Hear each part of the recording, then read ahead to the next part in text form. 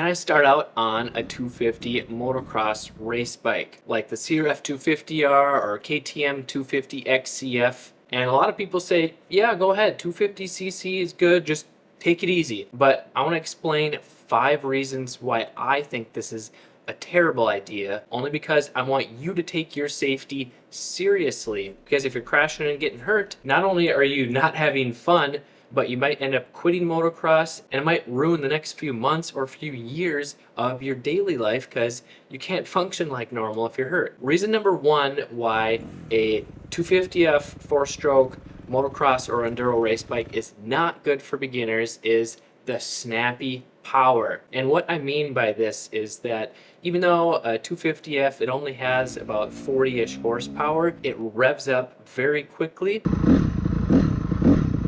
which makes it very jerky at low speeds. So if you're just starting out or if you're riding in the woods for the first time, it revs up very quickly.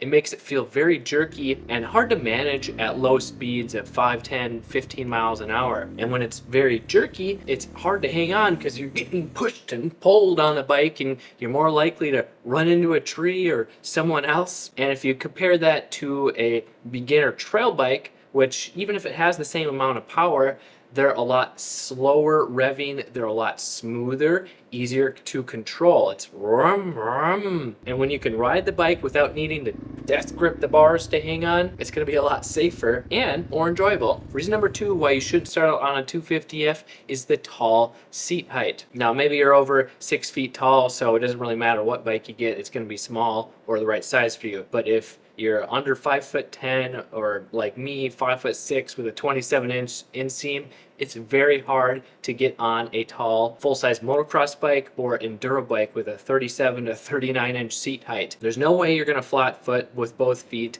and for me, I can barely even tiptoe with 1 foot. And while you shouldn't be putting your feet down to ride in most areas, it can really kill your confidence when you're riding a tall bike and you're intimidated when you have to come to a stop because you're not sure if you can put your feet down and catch the bike before it falls over on you. Reason number 3 why you should stay away from a 250F is the stiff suspension. These motocross or enduro race bikes have a lot stiffer suspension than a beginner trail bike because they're meant for doing big jumps, racing, or riding at higher speeds to absorb those big impacts. And they work very well for that. They're great for the type of riding that they're designed for. But when you're just starting out, riding at speeds 15 miles an hour and slower, especially riding in the woods, every little bump, rock, log is going to feel really harsh. You're going to get bucked around and your arms and legs, back are going to get sore and fatigued very quickly. Reason number 4 why you should stay away is the higher maintenance interval. Now, if you don't mind working on your bike more or paying someone else to do it,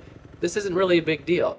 But if you want to start out on a low maintenance bike that you can count on being able to ride it a lot more than having to work on it or maintain it, a motocross or enduro race bike is not the greatest choice. Even though they can be very reliable, they're going to require a lot more frequent oil changes, air filter, checking the valves a lot more frequently than a beginner trail bike. If you want higher performance, you gotta be prepared for the higher maintenance intervals. And reason number 5 why you should avoid 250F to start out on is the poor resale value. Let's say you buy a brand new Honda CRF250R for $8,500 from your local dealer. Well, if you ride it for a year and then decide to sell it, you're gonna lose $1,000, $2,000, even if it's still in good condition. This is because race bikes get updated every 2 or 3 years, so people always want the latest and greatest, and there's just not as much of a demand as a beginner trail bike. Where a beginner trail bike, they hold their value a lot better